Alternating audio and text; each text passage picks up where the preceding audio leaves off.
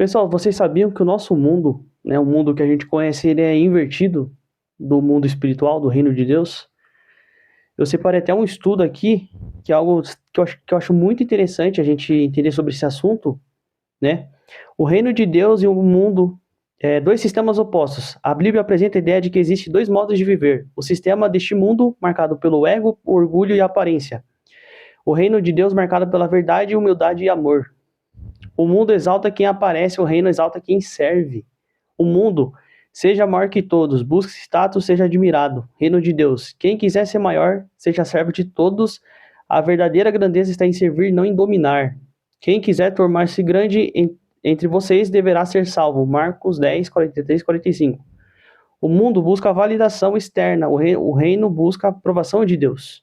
Quando você busca a validação externa, quando você tenta provar seu valor para os outros, isso significa que você não tem valor por si próprio. Quanto mais você tenta controlar a realidade externa, menos você tem controle sobre si. Você mostra isso para as pessoas que você não tem controle sobre você mesmo. Entendeu? Por exemplo, o ego precisa de elogios, precisa de curtidas, precisa provar o seu valor. O espírito sabe quem é Deus, não depende da opinião das pessoas, vive em paz, mesmo sem reconhecimento. Jesus ensina a fazer o bem em secreto, buscando agradar ao Pai e não aos homens. Quando a gente tenta sempre buscar elogios, curtidas, quanto mais a gente tenta provar o nosso valor, a gente está demonstrando que a gente não confia na nossa própria capacidade. É engraçado isso, porque a morte do ego é algo totalmente doloroso, porque a gente tem essa ilusão de controle, de querer controlar, de querer comandar tudo, mas quanto mais a gente tem o controle, né, isso significa que a gente não confia na nossa própria capacidade. É sempre fora, é de dentro para fora. E o ego é de fora para dentro. Entenderam mais ou menos? Quem busca preencher o vazio fora revela um vazio interior.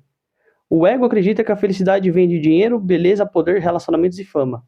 Mas Jesus ensinou que o reino de Deus está dentro daquele que vive em comunhão com Deus. Lucas 17, 21, em tradução comum. A plenitude começa no interior.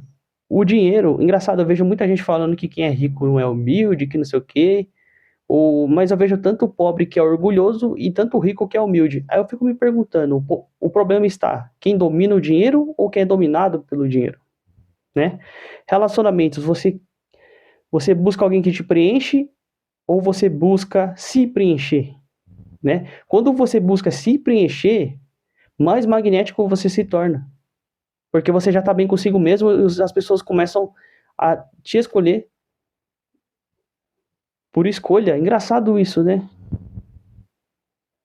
Porque quanto mais você tenta provar seu valor, isso demonstra que você está carente, você está buscando validação. Você mesmo não confia na sua própria capacidade. E isso é, às vezes, muito angustiante, porque a gente sempre quer ter o controle, a gente sempre quer mostrar que a gente é bom em alguma coisa. Só que isso não passa credibilidade.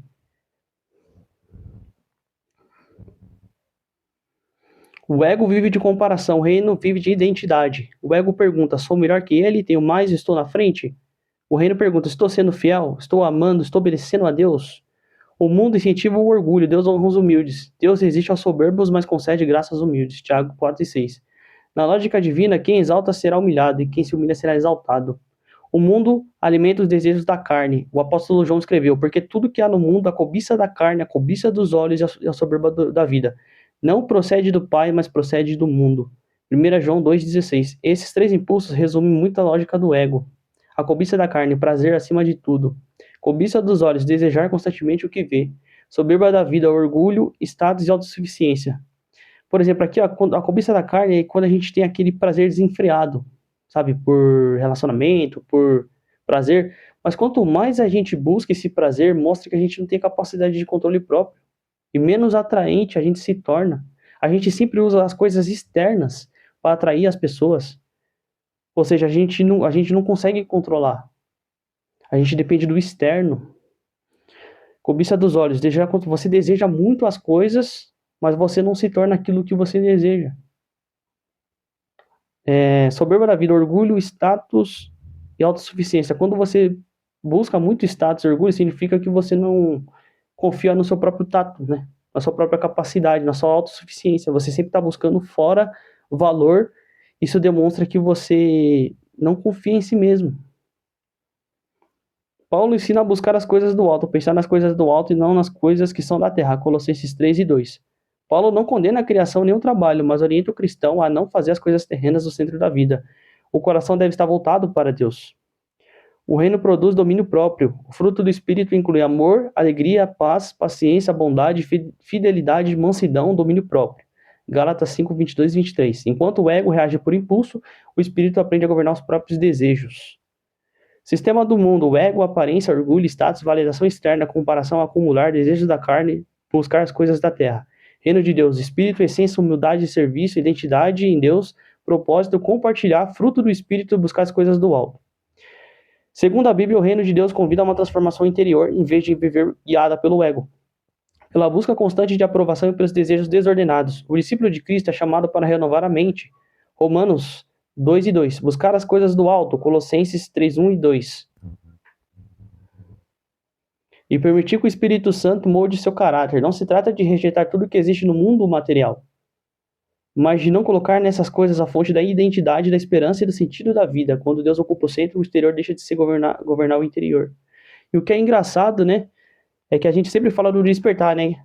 É aquela frase do Carl Jung que fala que quem olha para fora sonha, quem olha para dentro desperta. Que a gente é o co-criador da nossa realidade. Cara, é tudo invertido. Quando a gente olha para a escala de Hawkins, por exemplo, é em cima, céu, e embaixo, né, que as emoções mais negativas que está na frequência mais baixa, né?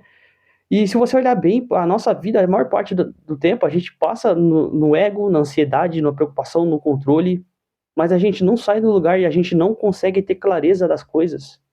E quando a gente entende essa questão, porque o ego, a morte do ego, não é você, o ego não existe mais, mas é questão de equilíbrio. Mas quando você tira essa necessidade de ter aquele ego desenfreado, você começa a enxergar com clareza as coisas, você começa a tomar decisões melhores, você começa a olhar mais os relacionamentos, mais as pessoas, e mais paz interior você sente, né? Porque antes você buscava fora para ter a certeza, agora a certeza é você e o fora responde conforme a certeza interior que está dentro de você. É algo muito doido, cara. E tem a série Stranger Things que mostra isso. Mostra o mundo invertido, né? Para cima e para baixo. Hawkins, né? Você que me entende.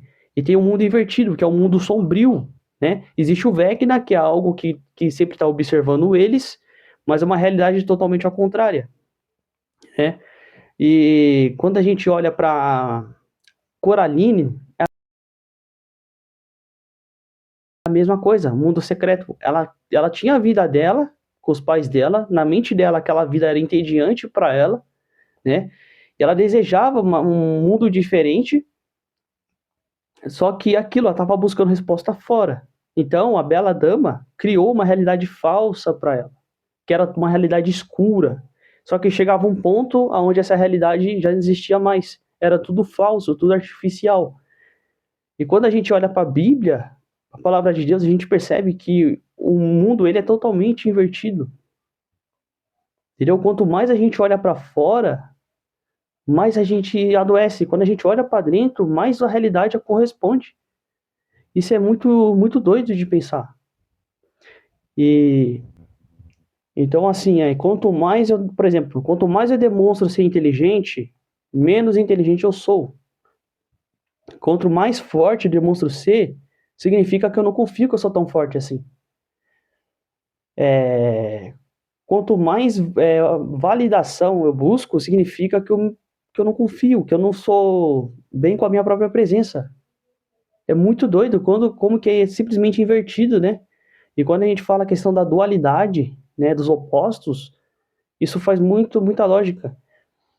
Então, quando a gente encontra a nossa paz interior, quando a gente encontra a gente começa a trabalhar de dentro, a realidade corresponde. Até porque quando a gente está muito preocupado naquela ansiedade, no ego, no controle, parece que tudo foge.